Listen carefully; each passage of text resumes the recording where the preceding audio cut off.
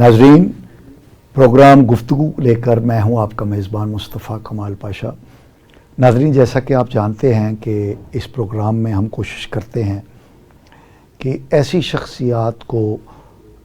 आपसे मिलवाया जाए, उनसे गुफ्तगू की जाए जिससे देखने वालों के इल्म में, मालूमात में इजाफ़ा हो। आज हमने एक ऐसी शख्सियत को अपने साथ गुफ्तगू के लिए मदऊ किया है। मियाँ ज़िक्रुल्लाह मुजाहिद साहब हमारे आज के मेहमान हैं। आप एक बैनुल-अक़वामी NGO अल खिदमत फाउंडेशन पाकिस्तान के नायब सदर हैं। मैं आपको चलते चलते बता दूं, गुफ्तगू का सिलसिला शुरू करने से पहले, कि अल खिदमत फाउंडेशन जो है ये बुनियादी तौर पे जमात इस्लामी से की फ़िक्र से मुतासिर लोगों ने मिलकर बनाई है, लेकिन इसका दायरा अमल सिर्फ़ पाकिस्तान या बर-ए-सग़ीर नहीं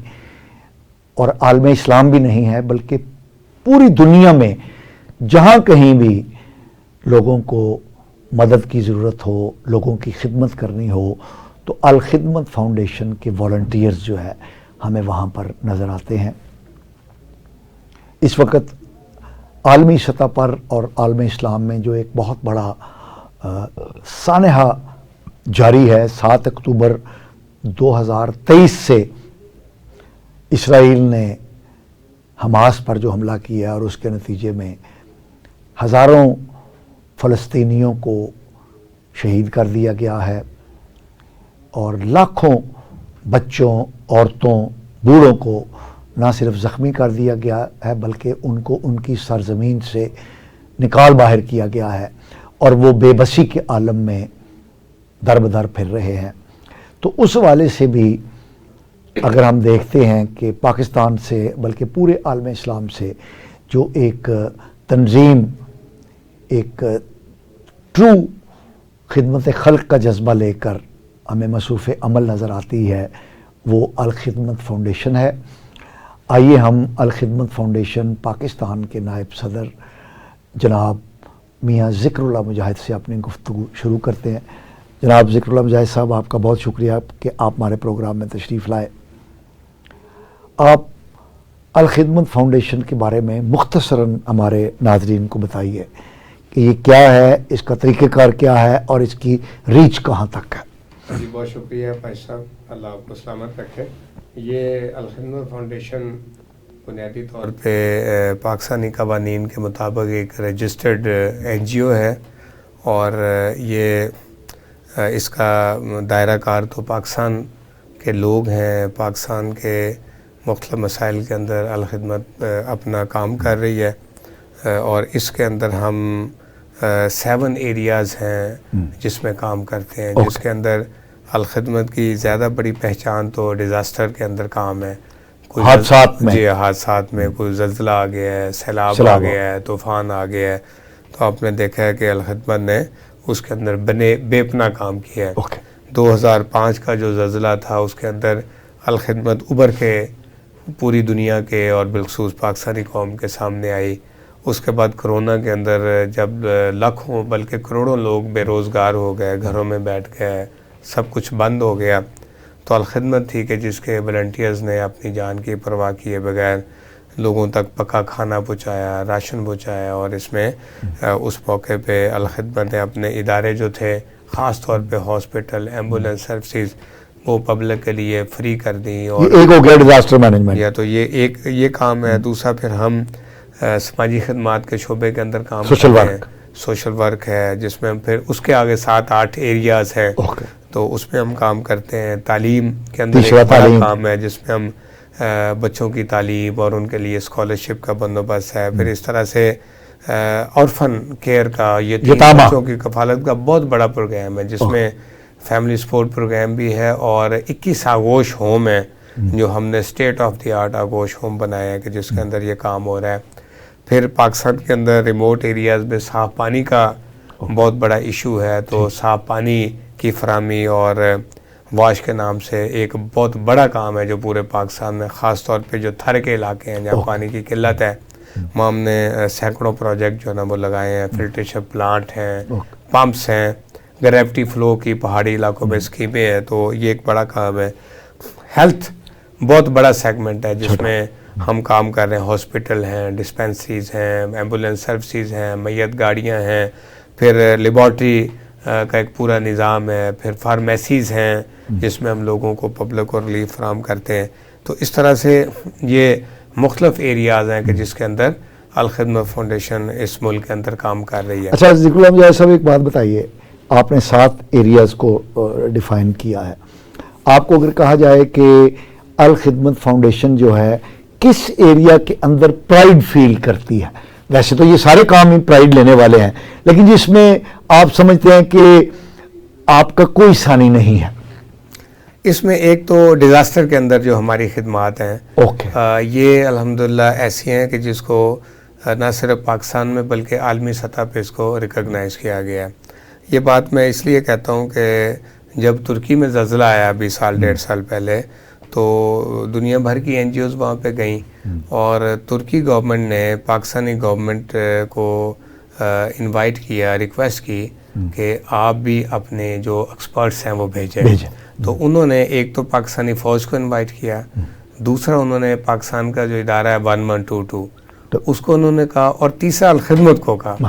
یعنی حکومتی سطح پہ. اور الخدمت کا 50 رکنی وفد جو ہے وہ ترکی گورنمنٹ کے خرچے کے اوپر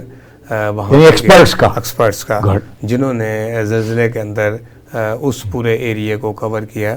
اور جو 1122 کا ادارہ تھا جن کے ساتھ مل کے بھی ہم کام کرتے ہیں, تو ان کے ذمہ داران نے ہمیں یہ بتایا کہ جہاں پہ ہم ہوتے تھے تو پھر اگر اس جگہ کو ہم خالی کرتے تھے تو ترکی گورنمنٹ پھر الخدمت کو کہتی تھی کہ بھی یہ چونکہ بہت ایکسپرٹ ٹیم ہے 1122 کی, تو اب اس کے بعد اگر کوئی اس کو سنبھال سکتا ہے تو الخدمت کے لوگ بہت. تو یہ ایک ہمارا پرائیڈ ہے الحمدللہ. ابھی آپ دیکھیں کہ شام کے اندر ہم نے کام کیا, اور اسی طرح سے اب غزہ کے اندر ہم کام کر رہے ہیں. تو یہ اچھا ایک بات بتائیے, شام میں تو ڈیزاسٹر ہو گیا تو وہ ڈیزاسٹر مینجمنٹ میں آ گیا. غزہ میں جو ہے اس میں آپ کا جو میجر رول ہے وہ کیا ہے؟ غزہ میں تو اس وقت آپ سمجھیں کہ جو الخدمت کے 7 ایریاز ہیں سارے وہاں پہ اس وقت انوالو ہے. لیکن اس میں جو بڑا اس وقت ضرورت ہے وہ تو ہے ریلیف کا کام, جس میں ریلیف یہ ہے کہ ان کے پاس پینے کا پانی نہیں ہے, کھانے کے لیے خوراک نہیں ہے, رہنے کے لیے شیلٹر نہیں ہے, ان کے جو زخمی ہیں لاکھوں کی تعداد میں ان کے لیے ادویات نہیں ہے. تو آپ سمجھیں کہ یہ جو غزہ کا سانحہ ہے یہ تو ہمہ پہلو ہے. آپ اس کو کسی زلزلے سے یا سیلاب سے یا کسی ملٹی ڈائمینشنل ہے. تو ہم نے جو ہی یہ پچھلے سال اکتوبر میں یہ معاملہ شروع ہوا تو ہم نے پہلے دن سے اس میں ریلیف کے کام کا آغاز کیا, اور اس موقع پہ ہم نے سب سے پہلے تو وہاں کھانا جو تھا پکا پکایا کھانا اس کام کا آغاز کیا. ظاہر ہے بمباری تھی اور برے حالات تھے. اچھا ذکر اللہ صاحب ایک بات بتائیے, انٹری پوائنٹ کیا تھا الخدمت کے والنٹیئرز کا غزہ کے اندر؟ اچھا اس میں تو وہ سارے یہ بات آپ کی ٹھیک ہے, چونکہ غزہ ایک بند پنجرے کی مانند ہے. اس کے ایک طرف سمندر ہے, باقی اس کے چاروں طرف اسرائیلی افواج ہے, اور جو رفاح بارڈر ہے وہ مصر کے ساتھ ملتا ہے, چھوٹا سا وہ ایک پاس ہے. تو اس میں تو بہرحال یہ ہے کہ ہمارے جو پارٹنر ادارے ہیں دنیا میں, جیسے پوری دنیا کے اندر این جی اوز کام کر رہی ہیں, تو ترکی کے کچھ جو رفائی ادارے ہیں, چونکہ ترکی کے آلریڈی پہلے سے کافی سالوں سے اسرائیل کے ساتھ تعلقات ہیں, سفارتی تعلقات ہیں, تو وہ یو این او کے ساتھ مل کے وہاں پہ کچھ نہ کچھ کام پہلے سے کر رہے تھے. خدمت ان کے ذریعے تو سب سے پہلے ہم نے جو ریلیف کا کام شروع کیا ہے تو وہ ترکی کے جو رفائی ادارے تھے 5-6 این جی اوز تھیں جو وہاں پہ موجود تھیں, ہم نے ان کے ذریعے سے وہاں کام کا آغاز کیا. اس کے بعد پھر یہ کہ جیسے جیسے تباہی بڑی ہے اور پھر اس میں ریڈ کریسنٹ انوالو ہوئی, تو جو ریڈ کریسنٹ ہے مصر کی, ریڈ کریسنٹ کا بڑا سیٹ اپ ہے پوری دنیا میں ان کے ادارے ہیں, تو پھر ریڈ کریسنٹ جو تھا مصر کا اس کے ساتھ پھر ہم نے مل کے کام کیا. تو اس طرح سے آپ سمجھیں کہ اس وقت 11 رفائی ادارے ہیں کہ جو غزہ کے اندر کام کر رہے ہیں کہ جن کے ساتھ الخدمت لائزون میں ہے. یعنی ٹوٹل وہاں پر بین الاقوامی 11 ادارے کام کر رہے ہیں رفح کے اندر ریلیف کا, جس میں ان میں ایک جو ہے وہ الخدمت فاؤنڈیشن. الخدمت پھر وہاں پہ الحمدللہ کام کر رہی ہے, اور اس میں یہ بھی ہے کہ ہم نے اب تک کوئی تقریباً 1,850 ٹن, جس کے اندر 5 ایئر شپس ہیں اور 2 سی شپس ہیں, جو ہم الحمدللہ دے چکے ہیں, جس کے اندر خوراک ہے, جس کے اندر خیمے ہیں, جس کے اندر پینے کا پانی ہے, جس کے اندر ٹن فوڈ ہے. ظاہر ہے کہ لمبے سفر کے بعد پہنچنا ہے تو وہ ہیں, ادویات ہیں. ہم نے 20 ایمبولینس ارینج کی ہیں غزہ کے جو لاکھوں زخمی ہیں, جس میں سے 3 ایمبولینسیں ہماری غزہ کے اندر چلی گئی ہیں اور باقی وہ آپریشنل ہیں, باقی بھی وہاں پہ. ہم ایک بڑا ہاسپٹل پلان ہم نے کر لیا ہے, اور جو ہی ہمیں اس کی اجازت ملے گی, وہ غزہ کے اندر مل جائے یا غزہ رفح بارڈر کے قریب مصر کے اندر مل جائے, تو اس کے لیے ہم نے ڈاکٹرز پاکستان کے جو ہیں ان کی رجسٹریشن کی ہے, میل فیمیل کی, اور اس میں سرجن ہیں, ٹاپ اسپیشلسٹ ہیں. تو ایک بڑا فیلڈ ہاسپٹل ہم بنانے کے لیے بالکل اپنا ہوم ورک مکمل کر چکے ہیں, اور وہاں پہ جو پناہ گزین ہیں ان کے لیے ٹینٹج کا ایک بڑا شپ ہم نے ابھی بھیجا ہے. یہ 20 کنٹینر ہم نے ابھی, یہ جو شپ کوئی تقریباً 2 دن پہلے کراچی سے گیا ہے, اس میں ہم بہرحال این ڈی ایم اے جو پاکستان کا نیشنل ڈیزاسٹر مینجمنٹ اتھارٹی جی وہ ہے, پھر پاکستان ایئر فورس ہے, تو یہ جتنے جہاز گئے ہیں یہ پاکستان ایئر فورس کے تھے کہ الخدمت نے ان سے ریکویسٹ کی, اور ہم ان کے شکر گزار ہیں کہ وہ الخدمت کا وہ پورا سامان جو پاکستانی قوم نے ہمیں دیا, ہم نے خود جو قوم نے پیسے دیے اس سے پرچیز کیا. تو اچھا ایک بات بتائیے, جی ویسے تو یہ ہے کہ جماعت اسلامی جو ہے اس کا رفاہی کاموں کے اندر گزشتہ 7 دہائیوں سے کوئی ثانی نہیں رہا, اس میں تو کوئی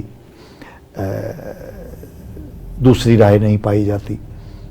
یعنی ہم نے 70 کی دہائی میں دیکھا کہ جو کمیونسٹ اور سوشلسٹ جماعت اور جمعیت کے خلاف ہوا کرتے تھے,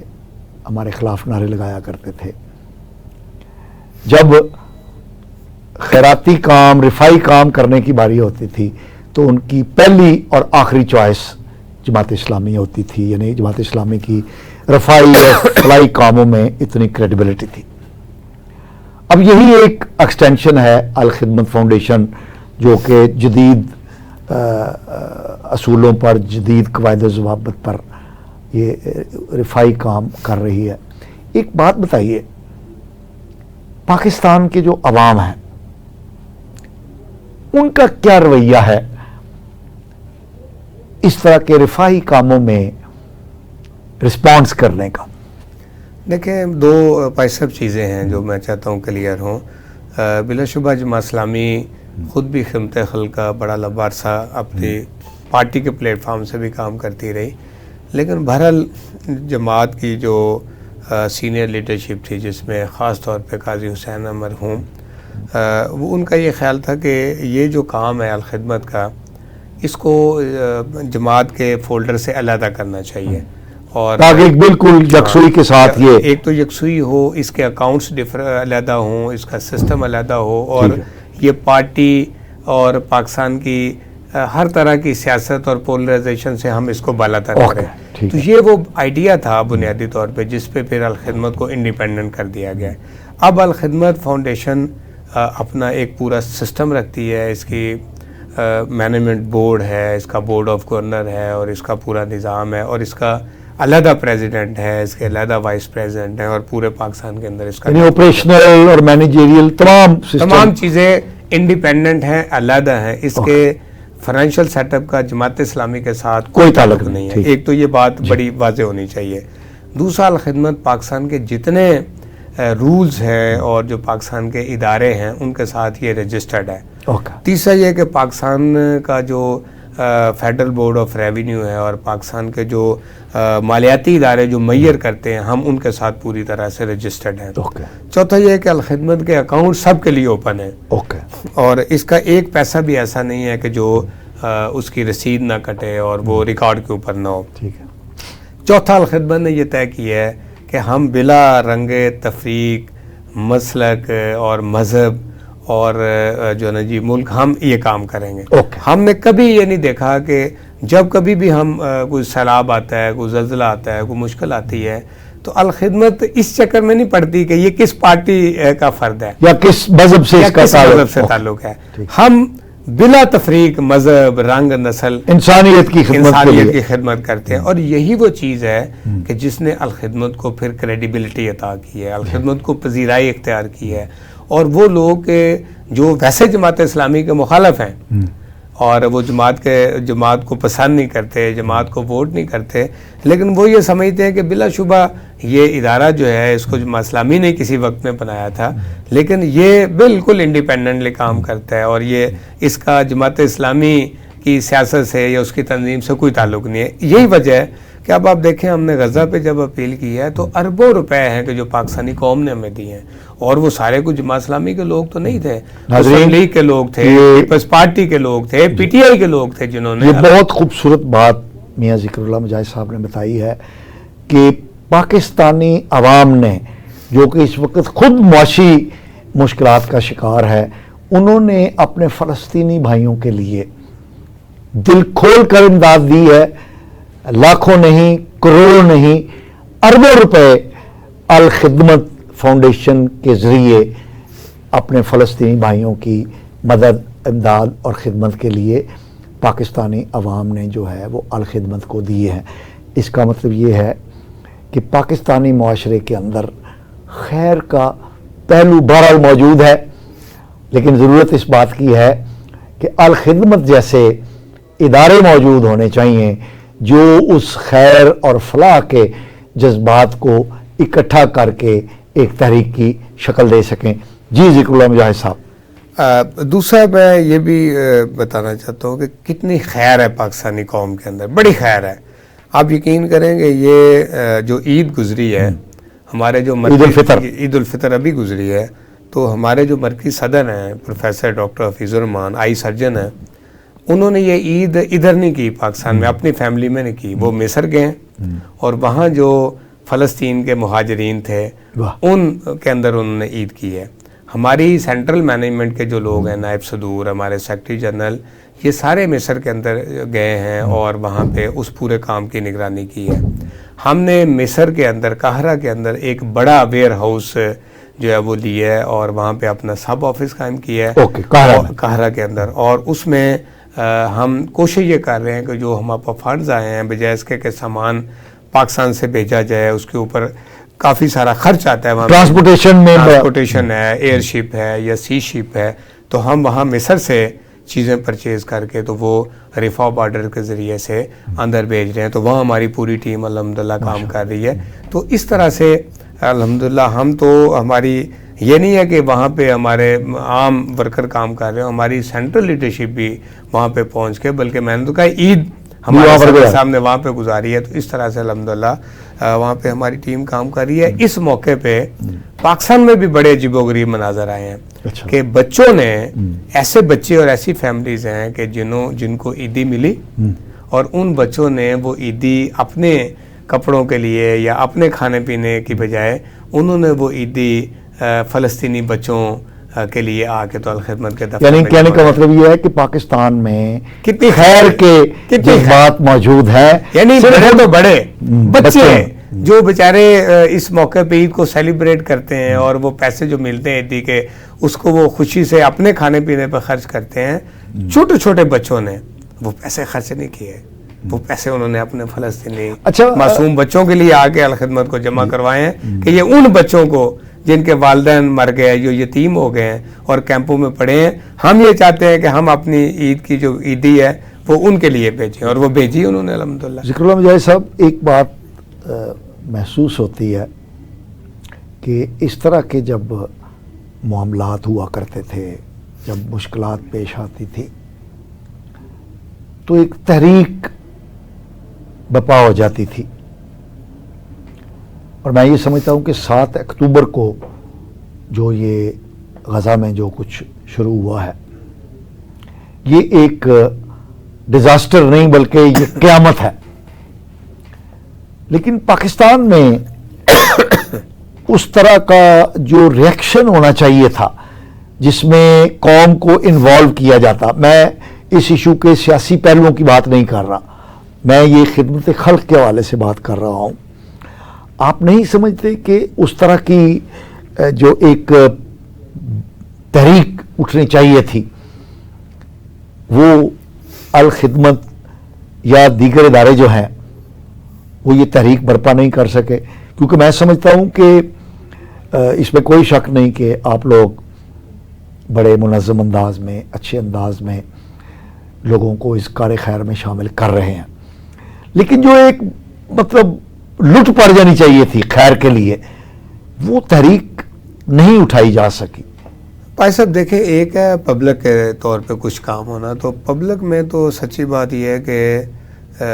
ہمارے میڈیا نے شروع میں اس ایشو کو بہت اٹھایا، جو ظلم تھا اس کو دنیا کے سامنے اجاگر کیا۔ پھر میں نے آپ کو بتایا کہ پاکستانی قوم جو خود مشکل کا شکار ہے، اربوں روپے اس نے غزہ کے لوگوں کے لیے جمع کیے، سامان جمع کیا، وہ سامان میں نے آپ کو بتایا کہ ہزاروں ٹن سامان ہے کہ جو پاکستان سے ہم نے وہاں پہ بھیجا، حالانکہ ہم نے اپیل کی کہ وہاں سامان بھیجنا مشکل ہے، تو جو دینا چاہتا ہے وہ پیسے دے تاکہ سامان وہاں سے قریب سے خرید کے دیا جائے، لیکن پھر بھی اور نیا سامان تھا، پرانے کپڑے نہیں دیے انہوں نے، ٹین پیک میں اور اس طرح سے کپڑوں میں اور ٹینٹوں میں اور بڑے بڑے اداروں نے اس پہ کیا، تو یہ تو ہوا ہے۔ لیکن مجموعی طور پہ میں سمجھتا ہوں کہ ظاہر ہے اگر ٹاک آف دی ٹاؤن کسی چیز کو بنانا ہے تو وہ تو جب گورنمنٹ لیول پہ کوئی چیز ہوتی ہے تو پھر وہ اس کا ایک امپیکٹ زیادہ نظر آتا ہے، ایک ہے کہ پبلک کی سطح پہ کام ہو تو وہ تو ہوا ہے، لیکن یہ ہے کہ جس طرح سے مسلمان حکومتوں کو اس پہ سٹینڈ لینا چاہیے تھا، وہ ظاہر ہے ہماری ایک بیڈ لک تو ہے کہ ہم اس وقت جس طرح سے عالمی شکنجوں کے اندر جکڑے ہوئے ہیں، اور امریکہ جو ہے وہ پوری طرح سے حاوی ہے پاکستانی اور خاص طور پہ مسلم دنیا کے اوپر، تو اس کے نتیجے کے اندر وہ آپ جو کہتے ہیں کہ لٹ پڑ جانی چاہیے تھی، وہ تو تب ہی پڑنی تھی کہ گورنمنٹ کے ادارے سارا وہ اب دیکھیں نا، پاکستان کے تو ہم نے اگر 5 ایئر شپ بھیجی ہیں تو وہ ہم نے تو نہیں بھیجی، ہمارے پاس تو کوئی جہاز نہیں ہے، وہ تو NDMA اور ایئر فورس کے تعاون سے گئی ہیں۔ اچھا ہم نے سی بھیجا ہے تو وہ بھی ظاہر ایسے ہے، تو میں سمجھتا کہ بھی پاکستان کے اداروں نے، پاکستان کی قوم نے بلا شبہ اس میں ان کے ساتھ ہمدردی کا اور وہ اظہار تو کیا ہے، لیکن ظاہر ہے عالمی سطح پہ جس طرح سے اسرائیل کے خلاف امت مسلمہ کو اکٹھا ہونا چاہیے تھا، وہ ہماری بدقسمتی ہے، ہم اداروں کے شکنجوں کے اندر ہیں تو وہ فضا تو نہیں بن سکے۔ ناظرین، ہماری گفتگو جاری رہے گی، ذکر اللہ مجاہد صاحب ہمارے مہمان ہیں آج کے، آپ الخدمت فاؤنڈیشن پاکستان کے نائب صدر ہیں، ان سے گفتگو جاری رہے گی۔ ہم ایک شارٹ گفتگو کے ساتھ آپ کا میزبان مصطفیٰ کمال پاشا دوبارہ آپ کی خدمت میں حاضر ہے۔ ہمارے ساتھ آج شریک گفتگو ہیں الخدمت فاؤنڈیشن پاکستان کے نائب صدر جناب میاں ذکر اللہ مجاہد صاحب۔ جی ذکر اللہ مجاہد صاحب، آپ کی میجر سورس آف فنڈنگ کیا ہے اور یہ کیسے آپ کلیکٹ کرتے ہیں؟ بس جی ہمارا زیادہ تو جو فنڈنگ ہے وہ تو ڈونیشنز ہیں، پاکستان کے جو اہل خیر ہیں وہ ہمیں ڈونیشنز دیتے ہیں، اس طرح سے اوورسیز پاکستانی ہیں ان کی طرف سے بھی ڈونیشنز آتی ہیں، اور اس میں ہمارے چیپٹرز ہیں، UK کے اندر چیپٹر ہے، امریکہ کے اندر چیپٹر ہے، پاکستان اوورسیز کا الخدمت کا، اس طرح سے کینیڈا کے اندر ہے، اس طرح سے مختلف جو گلف کے کنٹریز ہیں تو وہاں سے ڈونیشنز آتی ہیں۔ اچھا آپ سے کوئی پوچھا جائے کہ اگر آپ کا جو فائنینشیل بریک اپ ہے تو اس میں کتنے % اندرون ملک کنٹریبیوٹ لوگ کرتے ہیں اور کتنے % جو ہے وہ بیرون ملک سے؟ 80-20 آپ سمجھیں کہ یعنی 80% پاکستان کے لوگ کرتے ہیں۔ اب یہ بھی آپ کو سن کے بڑی حیرت ہوگی کہ پاکستانی قوم جو خود مشکلات کا شکار ہے تو دنیا میں سب سے زیادہ چیریٹی جو ہے وہ پاکستانی کرتے ہیں، اور یہ بہت بڑا خیر ہے، یعنی اس قوم میں اللہ نے بڑا پوٹینشیل رکھا ہے۔ اگر ہماری سیاسی پارٹیاں اور ہمارے ادارے اس قوم کو سچی بات یہ کہ ٹھیک ٹریک پہ لانے میں کامیاب ہو جائیں تو پاکستان میں بڑا پوٹینشیل ہے، اس قوم میں بڑا پوٹینشیل ہے۔ وہ 20% ادر دین پاکستانی کون ہے؟ وہ اس میں تو اوورسیز پاکستانی ہیں، اور کچھ پھر اس میں جو مسلمان ہیں وہ بھی ہیں, اور کچھ ادارے ایسے بھی ہیں جو ہمارے ساتھ, جیسے ویل چیئر پاکستان میں ہم نے یہ کہا کہ ویل چیئر فار آل,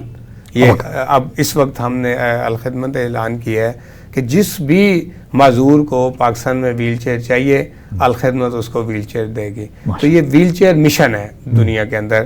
تو وہ پہلے وہ کنٹریبیوٹ کرتے ہیں, 99 ملکوں میں وہ کام کر رہے ہیں. تو پاکستان میں پہلے وہ اور اداروں کے ساتھ بھی کام کر رہے تھے, اب انہوں نے الخدمت پہ ٹرسٹ کیا, اور الحمدللہ اب تک 40,000 معذور لوگوں کو ہم ویل چیئرز دے چکے ہیں. تو یہ یعنی کچھ ادارے ایسے بھی ہیں جو انٹرنیشنل ڈونر ادارے ہیں, تو وہ بھی الخدمت پہ اعتماد کرتے ہیں. اس طرح سے مسلمان ملکوں کی NGOز ہیں, جیسے ترکی کی مختلف NGOز ہیں, یا امریکہ اور UK کی مختلف مسلمان NGOز ہیں, تو وہ بھی اگر پاکستان میں کام کرنا چاہیں تو ان کی ترجیح پارٹنرشپ جو ہے وہ آپ سے وہ الخدمت کے ساتھ پھر ترجیح دیتے ہیں کہ ہم اس کا. تو یہ ہمارا فنڈنگ کا ہے. اس طرح سے پاکستان کے اندر میں نے جیسے کہا کہ 7 ایریاز میں ہم کام کر رہے ہیں, لیکن 2-3 کام ایسے ہیں کہ جو پاکستانی قوم کو پتہ بھی ہونے چاہیے, اور یہ پاکستانی قوم کے لیے قابل فخر ہے کہ ان کی ڈونیشن سے یہ کام ہو رہا ہے. ایک تو یہ کہ ہم 30,000 کے قریب یتیم بچوں کی پاکستان میں کفالت کر رہے ہیں. 30,000 ریگولر بنیادوں پہ, روزانہ کی بنیاد, ہر مہینے بیوہ ماں کے اکاؤنٹ میں پیسے جاتے ہیں, اور اس بچے کی پوری اس کا کھانا, اس کی تعلیم. 30,000 بچے ہیں, اور 22 آغوش ہیں. 21 تھے, اب ایک اور آپریشن ہو گیا ہے, یعنی یہ الگ ہیں. ہاں یہ الگ ہے. اس میں ہم ایک بچہ یتیم بچہ لے لیتے ہیں آغوش میں, اور وہ آغوش میں رہتا ہے, وہ آ جاتا ہے نرسری میں, اور میٹرک تک ہم اس کے سارے اخراجات, جس میں اس کی تعلیم,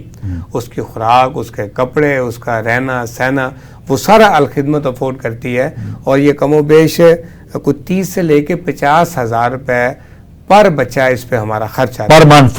پر منتھ. تو یہ بورڈنگ کے ادارے ہیں. تو یہ ایک بہت بڑا آپ سمجھیں کہ الخدمت کا اس ملک کے یتیم بچوں کے لیے کنٹریبیوشن ہے, اور اس کے لیے ظاہر ہمیں ریگولر فنڈنگ کی ضرورت ہوتی ہے, اور قوم اور پاکستانی قوم ہمارے ساتھ تعاون کرتی ہے. اس طرح سے دوسرا سماجی خدمات کا ایک بڑا شعبہ ہے, جس میں ہم رمضان میں غریب فیملیز کو راشن دیتے ہیں. پھر عید قربان آتی ہے, تو عید قربان کے موقع پہ ہم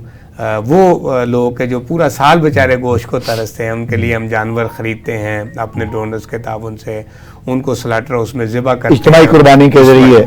اور وہ نہیں, قربانی فی سبیل اللہ, اجتماعی قربانی اور ہے. اجتماعی قربانی میں تو یہ کہ آپ گائے میں حصہ ڈال کے, یہ قربانی فی سبیل اللہ. ہم پاکستانی قوم کو یہ کہتے ہیں کہ آپ اللہ کے لیے عطیہ کریں قربانی. اور بہت آپ نے اعلیٰ بات بتائی ہے کہ اجتماعی قربانی نہیں, وہ قربانی فی سبیل اللہ. اچھا, اس میں جس کو اللہ نے توفیق دیا, آپ کو اللہ نے توفیق دیا, آپ 2 بکرے ذبح کرنا چاہتے ہو, ہم آپ کو یہ کہتے ہیں کہ آپ 1 بکرا اپنی فیملی اور اپنے دوستوں محلے داروں کے لیے کریں, 1 آپ عطیہ کریں ان غریب فیملیز کے لیے جو پورا سال گوشت نہیں کھا سکتے. تو پچھلے سال پاشا صاحب 2,96,000 فیملیز تک ہم نے گوشت پہنچایا. 2,96,000 3 لاکھ فیملیز تک ہم نے الخدمت کا گوشت پہنچایا ہے. اس دفعہ بھی ہم پلان کر رہے ہیں, یہ جو عید قربان آ رہی ہے, تو یہ سارے ڈونرز ہیں جو ہمیں گائے عطیہ کرتے ہیں, ہمیں حصہ عطیہ کرتے ہیں, ہمیں بکرا عطیہ کرتے ہیں. تو یہ بڑا اسٹیٹ آف دی آرٹ ہمارا پروجیکٹ ہے. اسی طرح سے ہمارا جو تیسرا پروگرام ہے وہ مواخات کا پروگرام ہے. ہم سمجھتے ہیں کہ لوگوں کو بیگر نہیں بننا چاہیے, لوگوں کو اپنے پاؤں پہ کھڑا کیا جائے. تو یہ ہمارا جو مواخات کا پروگرام ہے, یہ بغیر سود کے قرضہ دے کے تو لوگوں کو چھوٹے کاروبار کروانا, سیلف سفیشینسی, جیسے حکومت کا, وہ چونکہ ایک ہی فیلڈ میں زیادہ کام کر رہے ہیں, تو ہم یہ مواخات کا بہت بڑا پروگرام ہے, اور اب تک ہم 43 کروڑ روپے لوگوں میں دے چکے ہیں چھوٹے کاروبار کرنے کے لیے. اس میں ہم ان کو کاروبار کرواتے ہیں, اور وہ پیسے واپس قسطوں میں پے کرتے ہیں. اور اس میں کچھ سود نہیں ہے, یہ بلا سود ہے, یعنی یہ قرض حسنہ کی شکل میں دیا جاتا ہے. تو یہ ایک ہمارا بہت بڑا پروگرام ہے. پھر تعلیم کے اندر ایک تو ہے کہ عام تعلیمی ادارے, لیکن ہم نے اسٹریٹ چلڈرن جو ہیں, جو چھوٹے موٹے کام کرتے ہیں یا کوڑا اکٹھا کرتے ہیں, تو ان بچوں کے لیے ہم نے چائلڈ پروٹیکشن سینٹرز بنائے ہیں. اور پاکستان کے اندر یہ 64 ہمارے سینٹر ہیں, جن میں ان بچوں کو ہم 2-3 گھنٹے کے لیے لاتے ہیں اور ان کو تعلیم دیتے ہیں. ان میں پھر جو شوق رکھتے ہیں ان کو پھر ریگولر تعلیمی اداروں کے اندر ہم لے جاتے ہیں. اسکالرشپس ہیں, ہم نے 5,000 بچوں کو جو ہائر ایجوکیشن میں آگے بڑھنا چاہتے ہیں تو ان کو ہم نے یونیورسٹی کے بچوں کو اسکالرشپس دیے ہیں. اس طرح سے 86 ہمارے اسکل ڈیولپمنٹ سینٹرز ہیں جن میں ہم اسکل سکھاتے ہیں, فنی تعلیم ہے, وہ ادارے ہم نے بنائے ہیں. تو اس طرح سے بنو کابل کا پروگرام الخدمت نے لانچ کیا ہے کراچی میں, لاہور میں, اسلام آباد, پشاور, جس میں ہم پاکستان کے وہ نوجوان جو پڑھے لکھے ہیں لیکن بے روزگاری ہے, کچھ کر نہیں سکتے, تو ہم ان کو سافٹ اسکل IT اسکلز دے رہے ہیں تاکہ ہم ان کو اس قابل کریں کہ وہ اپنے گھر میں بیٹھیں اور انٹرنیشنل جو بزنس ہے آن لائن کاروبار وہ کریں. تو ہم اس کے لیے لاہور کے اندر بھی پروگرام چل رہا ہے, کراچی میں بھی چل رہا ہے, اور انشاءاللہ آنے والے 2-3 سال میں 10 لاکھ پڑھے لکھے نوجوانوں کو ہم IT اسکل کے ذریعے سے اس قابل بنائیں گے کہ وہ اپنے گھر میں بیٹھ کے آن لائن بزنس کرنے کے قابل ہوں گے اور پاکستان کے لیے زر مبادلہ بھی کمائیں گے, اپنی فیملی کو بھی پالیں گے. ان کے لیے ہم نے ایک اور اپرچونٹی رکھی ہے کہ ایک غریب بچہ ہے, اس نے گریجویشن کر لی ہے, کمپیوٹر کی نو جانتا ہے, کاروبار نہیں ہے, جاب نہیں ہے, تو ہم اس کو یہ اسکل دیں گے اور پھر ہم اپنا جو ہمارا وہ مواخات پروگرام ہے اس کے سرمایہ کاری کے لیے بھی اس کو لیپ ٹاپ خرید کے دیں گے, کمپیوٹر خرید کے دیں گے, تاکہ وہ اپنے گھر میں بیٹھ کے بچے اور بچیاں اس میں تقریباً برابر ہیں, جتنے لڑکے ہیں اتنے لڑکی ہیں. تو یہ ہمارے بڑے پروگرام ہیں. صحت کے میں نے جیسے آپ کو بتایا کہ بڑے منصوبے ہیں, غریب آبادیوں کے اندر ڈسپینسریز ہیں, ہاسپٹل ہیں, تو یہ کافی بڑا کام ہے کہ جس کے لیے بہرحال ہمیں پاکستان کے جو صاحب خیر ہیں ان کے تعاون کی ضرورت رہتی ہے. تو میں اس موقع پہ آپ کے چینل کے وساطت سے اپنے ان سارے اہل خیر کا شکریہ بھی ادا کرتا ہوں, ان کے رزق میں اللہ تعالیٰ سے برکت کی دعا بھی کرتا ہوں کہ یہ ظاہر ہے یہ اتنا بڑا کام ہے اور یہ پاکستان کے اہل خیر کر رہے ہیں. اچھا ذکر اللہ مجاہد صاحب, یہ تو بڑی خیر کی ایک کہانی ہے, ایک خیر کو پھیلانے کا اور خیر کو کرنے کا ایک جہد مسلسل ہے جس کا آپ نے ذکر کیا. اب میں تھوڑا سا تلخ سوال پوچھنے لگا ہوں, وہ براہ راست آپ سے شاید متعلق نہ ہو, لیکن کیونکہ آپ کا بھی تعلق تحریک اسلامی سے ہے, الخدمت بھی تحریک اسلامی کا ایک حصہ ہے, یہ جتنی چیزیں آپ نے بتائی ہیں اس کے بارے میں کوئی دوسری رائے نہیں ہے کہ یہ عظیمت کے کام ہیں جو آپ سر انجام دے رہے ہیں. خیر کی دعوت ہے اور اعمال خیر کے لیے آپ لوگوں کو آمادہ کرتے ہیں. جماعت اسلامی اتنے فکری اور عملی طور پر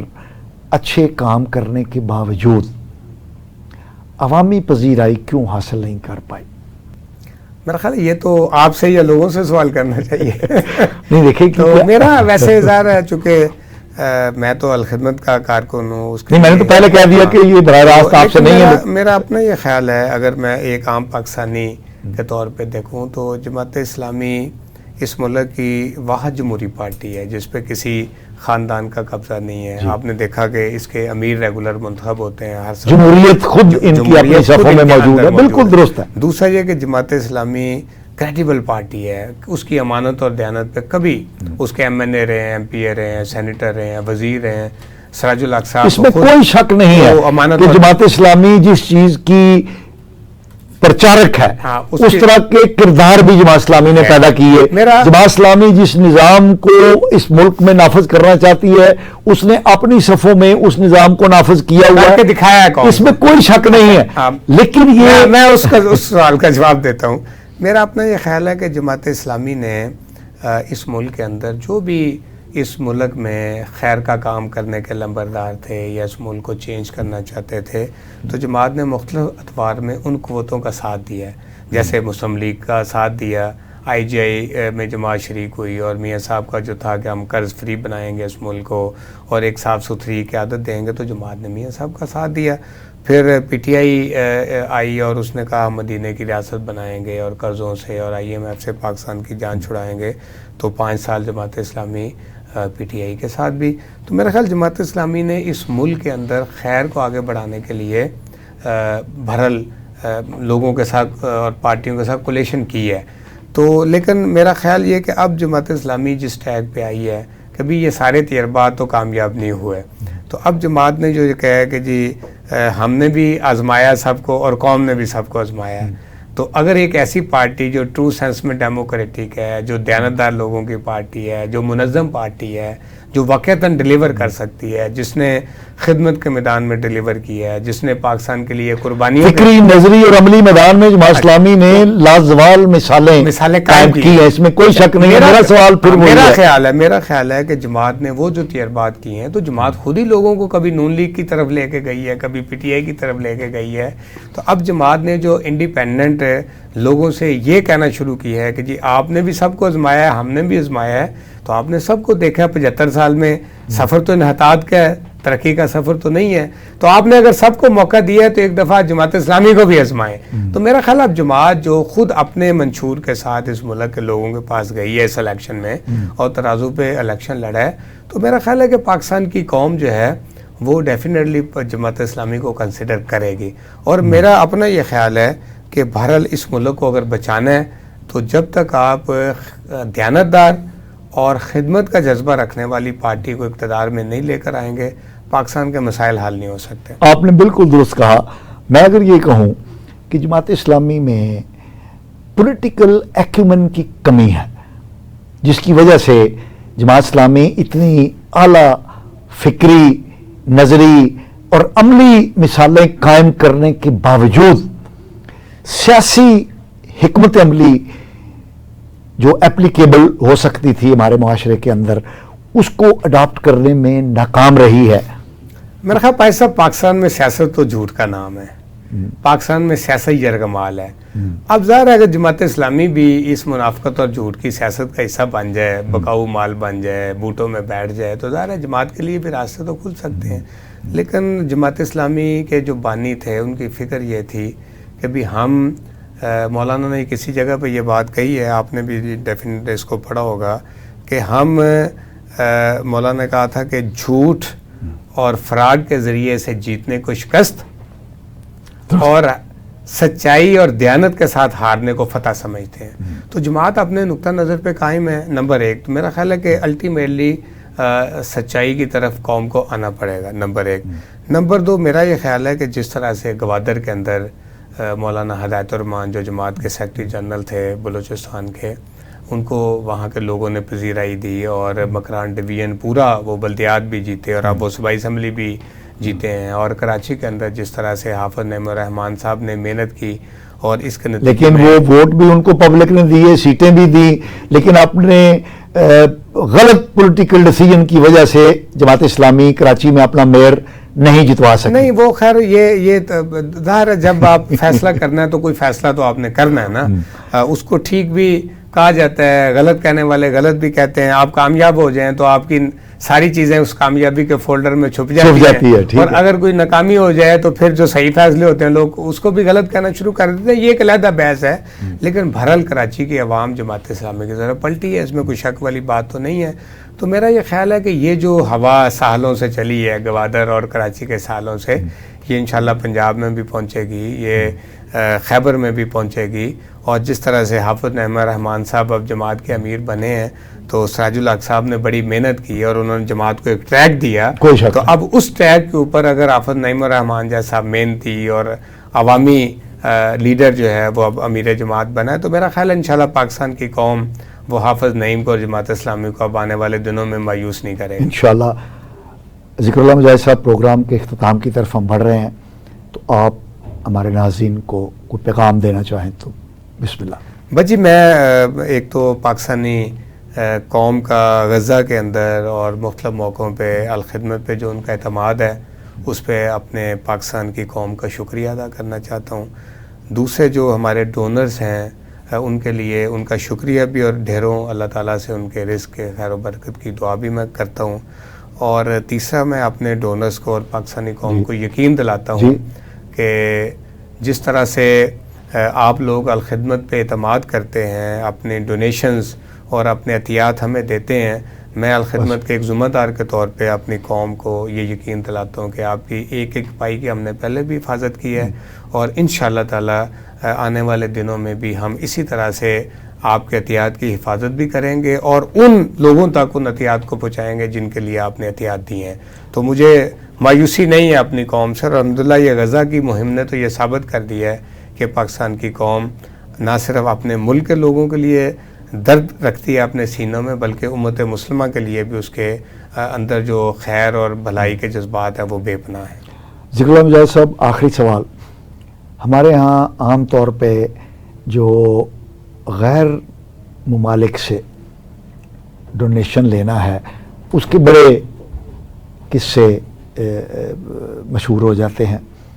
اور آپ دیکھ لیجئے کہ جو پی ٹی آئی کا آپ نے ذکر کیا تو ان پر پی ٹی آئی کی قیادت پر بھی ایک بہت بڑا الزام جو ہے ان کے اپنے ہی فاؤنڈر ممبر نے لگایا تھا کہ انہوں نے جو غیر ملکی عطیات تھے اس کا غلط استعمال کیا ہے. آپ نے بتایا کہ آپ بھی غیر ممالک سے، ایکس پیٹریٹ پاکستانیوں سے اور غیر ملکی ڈونر ایجنسیوں سے عطیات لیتے ہیں،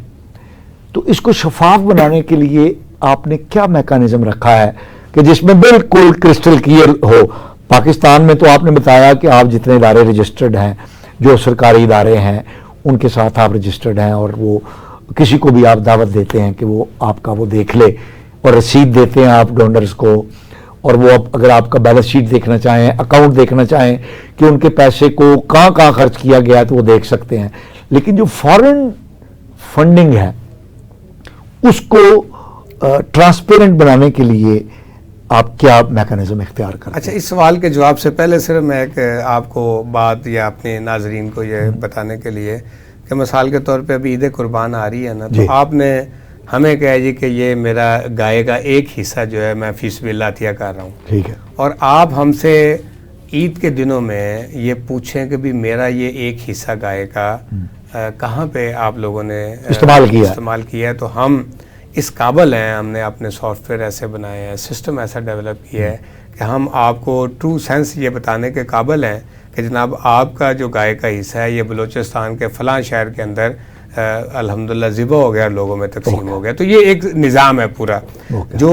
فارن فنڈنگ ہے تو ہم نے الخدمت کو پوری دنیا کے ان ملکوں میں جہاں سے ہم پیسے لیتے ہیں رجسٹر کروایا ہے. اچھا، رجسٹرڈ ہے الخدمت، اور وہاں پہ ہمارا اکاؤنٹ ہے، وہاں کے جتنے قانون لاز ہیں، بائی لاز ہیں، ان کے مطابق اس میں کوئی گھپلے کی اچھا کسی کا نام نہیں ہے، یہ الخدمت کا نام ہے، کسی فرد کے نام نہیں ہے اکاؤنٹ. جیسے یہ کہانی ہے کہ فلاں کا اکاؤنٹ تھا اس میں ایسا نہیں ہے، الخدمت کا اکاؤنٹ ہے. پھر وہاں سے اگر پاکستان میں پیسے آنے ہیں تو الخدمت کے مثال کینیڈا کے اکاؤنٹ سے، آغوش الخدمت یو ایس اے سے وہ پیسے آئیں گے الخدمت کے اکاؤنٹ کے اندر ڈائریکٹ پاکستانی قوانین کے مطابق. تو الحمدللہ اتنا ٹرانسپیرنٹ ہم نے سسٹم رکھا ہے کہ اکاؤنٹ کوئی انگلی نہیں اٹھا سکتا، الخدمت کا اکاؤنٹ ہوگا، رجسٹرڈ ہوگا، بائی لاز کی پابندی کے مطابق ہوگا، اور کریڈیبلٹی اور اکاؤنٹیبلٹی کے ساتھ ہوگا. میاں ذکر اللہ مجاہد صاحب، آپ کا بہت بہت شکریہ کہ آپ ہمارے پروگرام میں تشریف لائے اور ہمارے ناظرین کو اپنی کارکردگی سے اور طریقہ کار سے آگاہ کیا. ناظرین، آپ نے ہمارے مہمان سے کی ہمارے ساتھ گفتگو سنی، اپنے فیڈ بیک سے ہمیں آگاہ کیجیے گا. اگلے پروگرام تک کے لیے اپنے میزبان مصطفیٰ کمال پاشا کو اجازت دیجیے. اللہ نے کے بعد.